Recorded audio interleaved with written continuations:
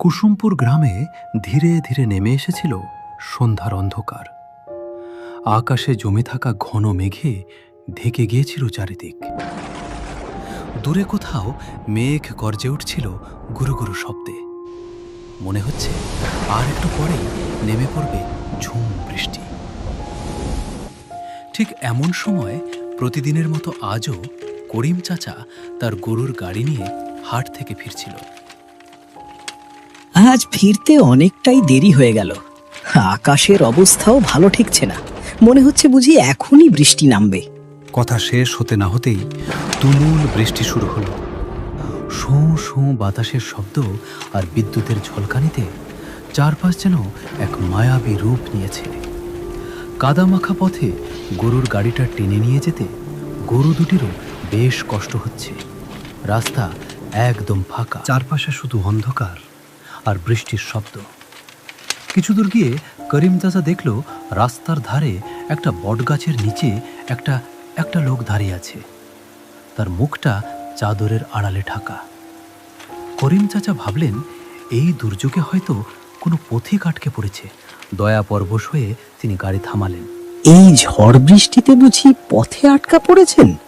তা কোথায় যাবেন বাবু? লোকটি নিচু স্বরে শুধু বলল, কুসুমপুর কবরস্থান। ঠিক আছে, তাড়াতাড়ি গাড়িতে উঠে আসেন, আমি ওই দিকেই যাচ্ছিলাম, আপনাকে নামিয়ে দিয়েই বাড়ি ফিরব। লোকটি আর কোনো কথা না বলে ধীর পায়ে গাড়িতে উঠে বসল। করিম চাচা কিছুটা অবাক হলেন। গাড়ি চলতে শুরু করলো।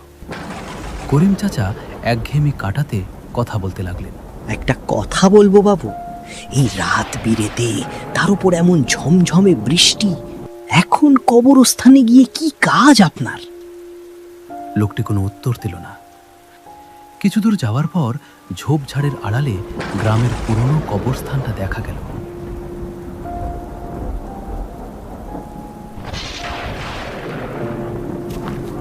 লোকটি গাড়ি থেকে নেমে ধীর পায়ে কবরস্থানের ভেতর চলে গেল।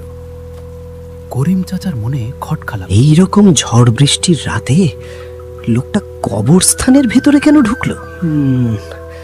কেমন যেন একটু অদ্ভুত লাগছে। আমি বরং একবার গিয়ে দেখে আসি।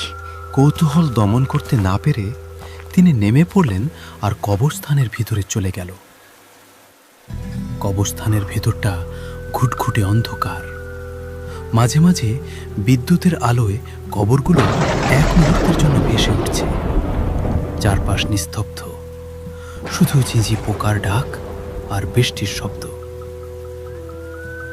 লোকটা এদিকেই এলো, কিন্তু কোথাও তো দেখতে পাচ্ছি না। চাচার মনে হলো তার ঠিক পেছন দিয়ে একটা কালো ছায়া সরে গেল। তিনি ঝট করে পেছনে ফিরলেন। কেউ নেই। গায়ের লোম খাড়া হয়ে উঠল তার। তিনি ভাবলেন তার মনের ভুল, কিন্তু তখনই একটা অদ্ভুত শব্দ শুনতে পেলেন। মনে হচ্ছে কেউ একজন খুব জোরে জোরে মাটি খুঁড়ছে। শব্দটা লক্ষ্য করে এগোতেই তিনি যা দেখলেন তাতে তার রক্ত হিম হয়ে গেল। একটু দূরে একটা নতুন কবরের পাশে সেই চাদর মোড়ানো লোকটা তার দুই হাত দিয়ে জানোয়ারের মতো মাটি খুঁড়ছে। হঠাৎ একটা ঠান্ডা হাত করিম চাচার কাঁধের ওপর রাখল। ভয়ে করিম চাচার কলিজা যেন শুকিয়ে গেল। পিছন ফিরতেই তিনি আর্তনাদ করে উঠতে চাইলেন, কিন্তু গলা দিয়ে শব্দ বের হলো না। সামনে দাঁড়িয়ে আছে সেই চাদর জড়ানো লোকটা, কিন্তু সেটি কোনো মানুষ নয়, একটি জ্যান্ত কঙ্কাল। কোটরগত চোখ দুটো আগুনের গোলার মতো জ্বলছে। কে তুমি? আমাকে মেরো না, আমাকে ছেড়ে দাও। চাচা, আমাকে চিনতে পারলে না? আমি রবিন, প্রবীণের ছোট ভাই। তুই রবিন? কিন্তু গ্রামের সবাই তো জানে তুই মোড়লের বাড়ি থেকে টাকা গয়না চুরি করে পালিয়ে গেছিস। এই অবস্থা হলো কি করে তো? ঠিক তখনই কঙ্কালটা ধীরে ধীরে বলতে শুরু করলো, আমি চুরি করিনি চাচা, চুরি করেছিল আমার বড় ভাই প্রবীণ। সেদিনও এমনই ঝড় বৃষ্টির রাত ছিল, চারিদিকে অন্ধকার আর বিদ্যুতের ঝলকানি। ঠিক তখনই। তাড়াতাড়ি চল, সময় নেই।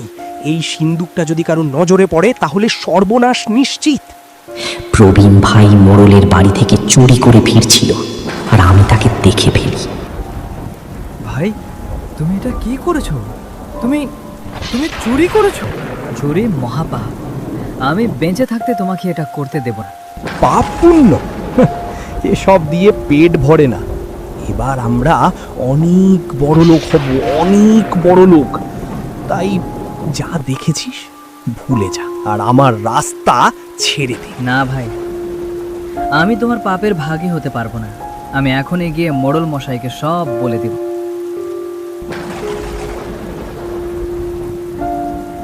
আরে গুরু, আপনার ভাই তো মোড়ল মশাইয়ের কানে সব তুলে দিতে ছুটলো। এবার আমাদের দফা রফা হতে আর বাকি নেই। সে মোড়লের নাগালে পৌঁছালে তবে তো মুখ খুলবে।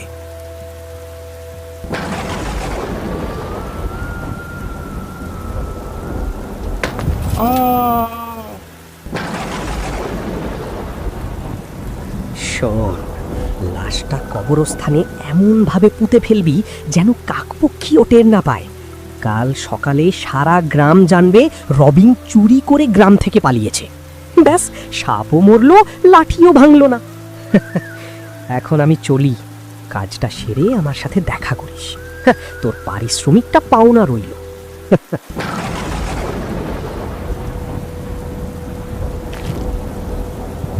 তারপর প্রবীণ ভাইয়ের কথা মতো লোকটা আমাকে কবরস্থানে নিয়ে গিয়ে দাফন করল। সব কিছু সেদিনই শেষ হয়ে যাওয়ার কথা ছিল, কিন্তু সেদিনের পর থেকে আজও আমার আত্মা মুক্তি পায়নি। অন্ধকারের গভীরে কোথাও যেন আটকে আছি আমি। রবিনের কথা শুনে করিম চাচার দু চোখ জলে ভরে গেল। কাঁপা গলায় তিনি বললেন, তোর সাথে যে অন্যায়টা হয়েছে বাবা, তা কোনোভাবেই মেনে নেওয়া যায় না। এই অন্যায়ের বিচার আর দেরি নয়, কালই হবে। আমি কথা দিচ্ছি, সত্যিটা আমি সবার সামনে তুলে ধরব। প্রবীণের এই পাপ আর এক মুহূর্তও চাপা থাকবে না। সে তার প্রাপ্য শাস্তি নিশ্চয়ই পাবে। ধন্যবাদ চাচা, এবার আমার আত্মা মুক্তি পাবে। পরদিন সকালে করিম চাচা গ্রামের মোড়ল মশাইয়ের কাছে গিয়ে পুরো ঘটনাটা খুলে বললেন। একথা শুনে মোড়ল মশাই প্রবীণকে ধরে নিয়ে আসে, আর গ্রামের সবার সামনে তাকে কঠোর শাস্তি দেন, যাতে ভবিষ্যতে আর কেউ এমন পাপ করার সাহস না পায়। রবিনের আত্মা অবশেষে চিরকালের মতো মুক্তি পেল।